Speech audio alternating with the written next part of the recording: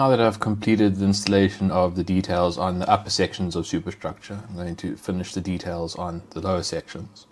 Today I'll be installing the Carley floats, this platform, the paravane, some booms, and something I should have done quite a long time ago, that is painting the inside of these viewing slits in black. Of all of these details, it is only this platform that is constructed out of photo etch. It consists of a platform and then 3 support struts.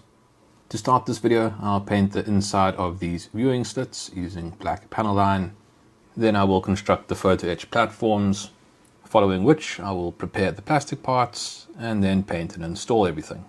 I'm going to fill the viewing slits with black panel line that I apply with a fine brush. The first brush that I tried was a bit too fine. It would have worked for a porthole, which is quite small, but for a viewing slit like this, which is actually quite big, you do need to put quite a lot of panel line in there. It was also at this point that I realized that I wouldn't be able to do this cleanly, so I gave up with trying to keep the panel line just inside the slit, and I ended up just slathering it on without a care for where it ended up. So yes, there is a lot of black panel line on the outside of the viewing slit, but that is not going to be a problem. Once I've filled the viewing slits, I will then just paint over the black panel line on the exterior of the conning tower. After filling all the slits with black panel line, I left it to dry overnight. The following morning, I taped off the viewing slits and then sprayed the area with XF53. I then removed the tape and touched up the edges of the slits with XF53 that I apply with a brush. Having the inside of the viewing slits painted in black makes quite a big difference actually. The viewing slits really do stand out now. Now that the slits are painted, I can move on to preparing the parts for installation. First I'm going to construct the photo etch platforms. These consist of a platform with 3 struts that run underneath them to support them. After cutting the struts off of the fret, I file off the burrs on the edges and then glue them to the underside of the platforms using extra thick super glue. These are the only photo etch components that I'll be installing in this video.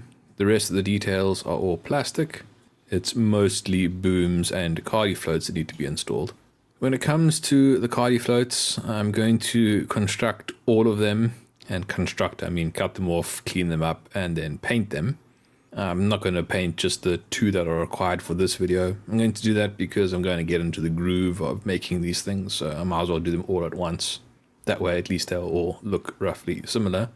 As has been a bit of a theme with this kit, once again the injection points for the plastic into these components is in a bit of an inconvenient location.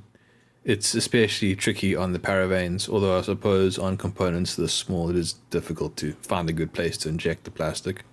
Nevertheless, they are quite inconvenient and it takes a bit to clip off that excess and then nicely file the edge smooth. When it comes to the cleanup of the booms, the injection points are okay. At least they didn't go out of their way to make it difficult. Nevertheless, they are still small parts, so cleanup isn't exactly the easiest. And then there were the very many Carley floats. Here, the injection point is between 2 ribs on the side of the Carley float. Say this is pretty standard. This is where Carley floats usually are connected to their sprues, but it is a bit awkward. Fortunately, the side of a bar file is able to get the job done. After preparing all of the plastic components, I then spray everything in XF53. The inside of the Carley floats and the majority of the booms will be wood, but I still want to just have a base color of XF53 everywhere, and there are going to be details on these parts that will also remain in XF53. Once the XF53 has dried, I then can paint the wood colored sections. This I'm going to brush paint. This should be raw wood, so it doesn't need to be a perfectly consistent color, and these booms actually were a bit rough. So if they have a texture to them and don't look smooth, that kind of adds to the realism actually.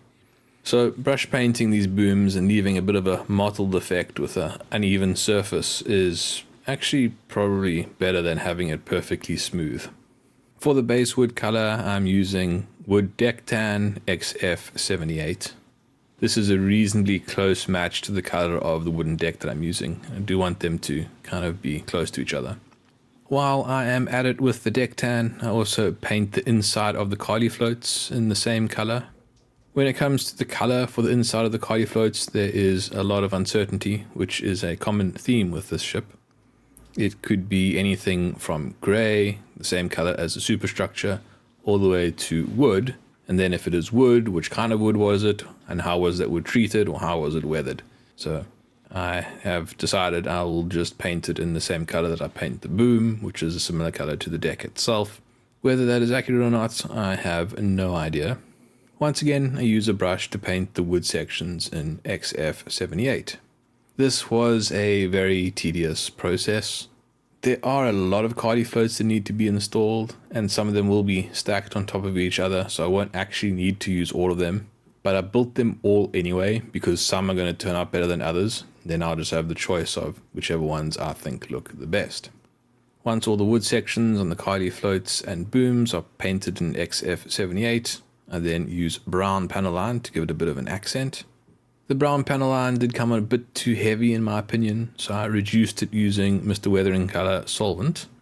But after doing that, I thought it was still a bit too brown and I wanted it to be a little bit more muted.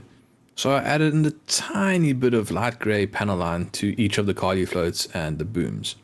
This is just to give it a little bit of a different pattern. It's very subtle and might not even be noticeable in the end. But I did it just to try and make these components look a little bit more realistic. I then blended in the light grey panel line using a brush wet with Mr. Weathering Color solvent. The time has now come to begin the installation. First I will install the booms. The long double stacked booms go in the location that was originally intended by the manufacturers of this kit. But on this side the holes are a little bit too small, so I need to drill them out so that they fit in nicely. After drilling out the holes, I place the booms in position and then glue them down using extra thin plastic cement. To install the short boom that sits above them, I apply small drops of Revell Contactor Professional to the back of the boom and then put it in place. I then reinforce the bond using extra thin plastic cement. I then repeat the process on the starboard side of the ship. Next I install the Carley float. The Carley float sits a little bit forward of this curved section that sticks out of the side of this platform. To install the Carley floats, I apply a drop of Revell Contactor Professional to the side of the superstructure, and then I place the Carley float on top of the glue. After maneuvering the Carley float into the correct location, I then reinforce the bond using extra thin plastic cement. The process is then repeated on the port side of the ship. As I put on these details, the ship starts to come alive. It's nice to see some different shapes and colors. It was looking kind of bland without any details on this area of the superstructure. I'm going to be quite interested to see how this looks when I start doing some weathering to this area of the ship. Anyways, after the Carley floats, I then install the paravanes. These are quite simple to install. They have holes in the correct location. It's just a matter of pushing the paravane into its holes and then gluing it down with extra thin plastic cement. And then for the last detail to be installed in this video, the photo etch platforms. To install these platforms, I apply extra thick super glue to the struts and then bring it into contact with the side of the superstructure. Once tacked in place, I then use extra thin super glue that I apply with a wire to firmly bond it in place. And then, once again, this is repeated on the other side of the ship, the starboard side. With all the gluing and super gluing, there is a little bit of damage to the paintwork. This isn't something that I usually would bother about touching up, because when you cover it with a gloss coat it's going to all get blended in. But I decided I would just touch it up with the camera just so that you can have a better idea of what the effect will look like when it is complete. So I just brush paint on some XF53 to cover up that thin layer of extra thin super glue that has formed around this platform. And that is where I'm going to stop for today. In the next video I'm going to carry on adding details to this area of the ship. There's a hatch that needs to be added, and then searchlights and some hand railings and a few other details that go on this signal deck. I must say it's now very nice to be adding on details. I spent so much time working on getting the underlying superstructure right for this area of the ship, and it did seem for quite a long time that I wasn't actually making any progress. But now that the bones are right and I'm able to just add on details, it seems as though I am making much faster progress. If you would like to support this channel or see how this ship looks when it is completed, then please subscribe. Thanks for watching. Cheers.